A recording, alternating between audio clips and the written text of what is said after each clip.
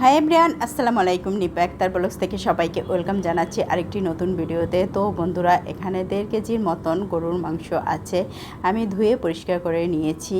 আর হলুদ, মরিচ, জিরা, ধনিয়া, আদা রসুনের পেস্ট, মাংসের মশলা, তারপর গরম মশলা, এলাচ, দারচিনি, লবঙ্গ, তেজপাতা সবটা দিয়ে দিয়েছি। এখন পেঁয়াজ দিয়ে মাখিয়ে আমি বসিয়ে দেবো। তো আজকে বুটের ডাল দিয়ে গরুর মাংস রান্না করব। এই যে বুটের ডাল আমি সারা রাত্র ভিজিয়ে রেখেছি, ধুয়ে পরিষ্কার করে নিয়েছি। আর এই যে প্রেসার কুকারে সরিষার তেল দিয়ে দিয়েছি। এখন এই মাংস পেঁয়াজ কুচি করে রেখেছি ঢেলে দিয়ে দিলাম। এখন মেখে বসিয়ে দেব। তো চুলোটা অন করে নিলাম। এই যে প্রেসার কুকারে মাখিয়ে বসিয়ে দিলাম। এখন এর ভিতরেই আমি সুন্দর করে ভুনে নেব। তারপরে ডালটা দিয়ে আরও ভুনে তারপর সিদ্ধর জন্য পানি দেব। ডালটা তো ভিজিয়ে রাখা হয়েছে, অনেকটাই ভিজে গেছে, সিদ্ধ হতে সময় লাগবে না।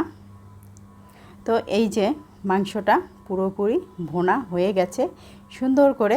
এখন আমি ডালটা দিয়ে আরেকটু ভুনে নেব। তারপর সিদ্ধর জন্য আর ঝোলের জন্য পানি দিয়ে দেব। তো গরুর মাংস দিয়ে বুটের ডাল কিন্তু ভালোই লাগে খেতে। এই যে ভুনা হয়ে গেছে সুন্দর করে। এখন আমি পানি দিয়ে দেব সিদ্ধর জন্য, ঝোলের জন্য।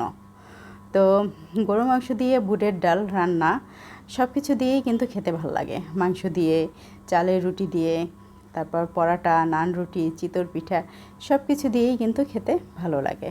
তো এখন প্রেসার কুকারের মুখ ঢাকনা বন্ধ করে দিয়েছি, সিদ্ধ হয়ে গেছে। তারপর আমি কড়াইতে ঢেলে আবার একটু জাল করে নিয়েছি। আর এই যে দেখো, ডালটা কিন্তু একদম আস্ত আস্ত রয়েছে, এর মধ্যে সিদ্ধ হয়ে নরম হয়ে গেছে। তো ডাল কি দিয়ে খাবো? মাংস ডাল দিয়ে। এই যে রুটি বানিয়েছি, চালের রুটি, তার সঙ্গে ঘন দুধের লাচ্চা সেমাই।